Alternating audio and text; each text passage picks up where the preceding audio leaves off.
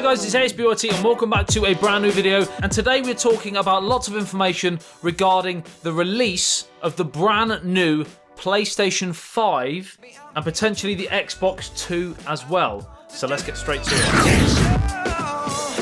So today's video we're going to be mainly talking about PlayStation, but there's going to be a few comparisons with Xbox as well. We're also going to be looking at price and starting with the fact that the PlayStation 5's development has actually been confirmed. So the PlayStation 1 was released in 1994. 6 years after that, in 2000, the PlayStation 2 was released. 6 years after that, 2006, the PlayStation 3. So we're on to a trend already of every 6 years. However, there was a stumbling block for the PlayStation 4, and it's a release date that for people with date OCD,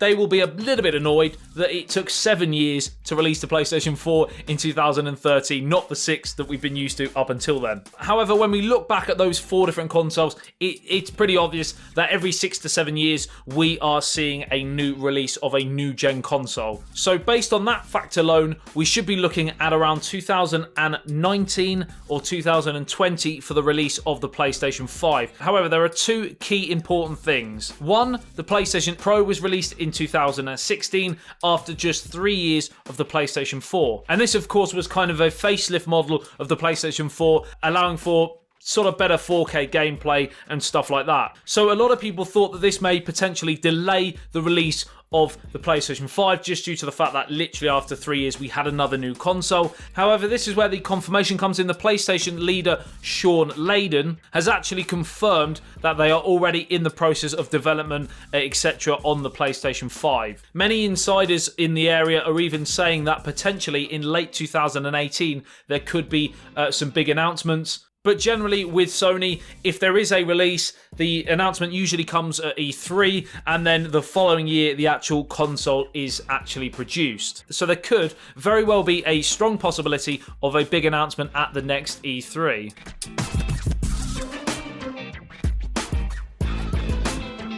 In terms of the first comparison at this moment in time, the PlayStation 4 Pro and the Xbox One X are slightly different. The Xbox is a more powerful device. However, it's also more expensive. So the PlayStation 4 Pro was released for $400 US, whereas the Xbox One X was actually released at $500. So straight away, it was more expensive. But according to Digital Boundary, it actually offered up to double the visual quality. Right, so we talked a little comparison about the current gen consoles. Let's talk about what's going to be improved with the PlayStation 5 and potentially the Xbox 2 as well. So there'll be far more true 4K titles, because there are, of course, only a handful on the current gen. And some of those titles are actually even just kind of an upscale of 1080p or 1440, so some of them aren't even true 4K. We're also, with those specific titles, we're due to see far more console-specific titles, so games that are solely made for the PlayStation or solely made for the Xbox. And while many of you guys might think, well, that's going to limit the amount of games I can actually play,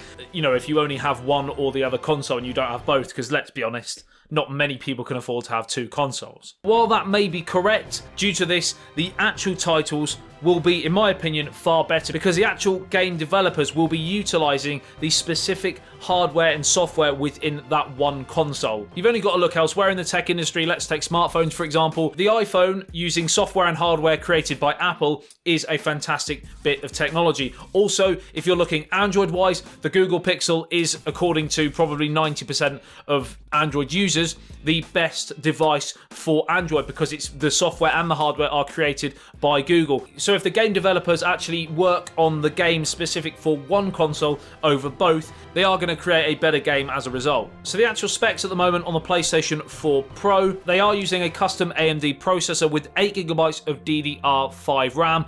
So according to most, we are going to be looking at, again, a custom AMD processor, but probably with 16GB of DDR5 RAM instead of the 8. And according to many leaks and rumours, AMD have already started production of Ryzen APUs, and we should be expecting to see them in the PlayStation 5 and the Xbox 2 as well. And for this one specific reason alone, this is where a lot of you guys are going to be saying, well, where am I going to see the improvements? Well, this is it, because this is going to allow game developers access to new techniques to improve computer AI, character animations, and most importantly, the ability to have pretty much everything in 60 frames a second minimum. And this is going to be a big shift from the current gen consoles at this moment in time, because even some of the most high-end products, the high-end games, they still struggle with those frame rates for those top titles, you know, compared to PC gaming, for example. Hopefully eliminating lags on the games, and of course with the other two things that I've mentioned, it's just going to be just far more realistic. And I know we say this with every console, every new gen console that comes out, but this potentially is going to be that big step up. Going back to the comparison between the two, the new gen of the Xbox, or the Xbox 2, if that's what it's indeed going to be called, it may have the step up over the PlayStation 5 in backwards compatibility, because a lot of you guys will be saying, well, hang on, I've just bought the Xbox One or the PlayStation 4 or whatever, and I got loads of titles now that I'm not going to be able to use. Well, you can, of course, use them for in two different ways for the two different consoles, but the Xbox is potentially considered better by many because of its in-house software emulator. So backwards compatibility with up to sort of 450 previous games on the Xbox One and Xbox 360, etc. PlayStation, on the other hand, is probably going to be using, unless there's a late change and they actually decide to switch this up in order to compete with Xbox on this one, that backwards compatibility is at this moment in time sort of enabled by using the PS Now streaming service, which is a paid streaming service that consumers have to sign up to in order to get that backwards compatibility with older titles. And while that service still allows for pretty much the same sort of amount of titles as the Xbox has a boost of apparently up to 16 times the resolution. So unless PlayStation actually changes, they may lose sales to the Xbox. So now we're on to price. Now, history books have suggested that the best consoles, the ones that do the most in the market, have been priced around the $400 mark. So the smart thing to do would be to price it around that sort of money, because if they price it too expensive, then potentially Sony and Microsoft are going to get the same problems when trying to get people to jump to the new gen consoles, because there is still a lot of people that have the Xbox 360, have the PlayStation 3, that haven't even jumped to the latest gen at this moment in time, let alone the updated latest gen, let alone the new one.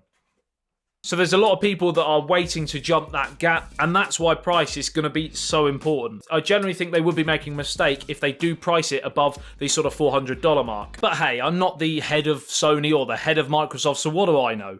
Maybe I should be. And then I would give just free PlayStations and Xboxes to everyone. It's probably not the best business model, to be honest. Not sure how long the business would last. An additional functionality of the PlayStation 5 and the Xbox 2, in my opinion, is the fact that I think a lot of people will begin to use these also for streaming services, for example, whether that be live TV, movies, TV shows, all of that sort of stuff. I would imagine the area of the Fire Stick and the Android box and all that sort of stuff, I generally think they might suffer in sales due to the fact that people, if they're shelling out the money to get a gaming console, they want to be able to use it for other stuff as well, because the actual hardware is far superior to something you would find on an Android TV box or Fire Stick, something like that, for streaming as well. So I think people will use these as an all-in-one. As you've seen with people who buy the NVIDIA Shield, for example, for streaming, there will be no place in the market, because as soon as that compatibility comes in, or better compatibility, should I say, if they can, with certain apps, certain streaming services, I think you may see a decline in those other types of products. So that's pretty much it. Let me know in the comment section below what you think about the PlayStation 5, the Xbox 2. Are you going to be getting one of the new gen consoles when they arrive? Which of the two consoles is going to be the best when they do arrive? And also let me know what console you have at this moment in time, because I'd love to hear where on the market you guys sit, if you indeed have a console. You may not. Like and share if you did enjoy this video and found it helpful. Subscribe and hit that little notification bell if you want to be notified every time I post a video. And I'll see you in the next one. Say ASBYT, peace out.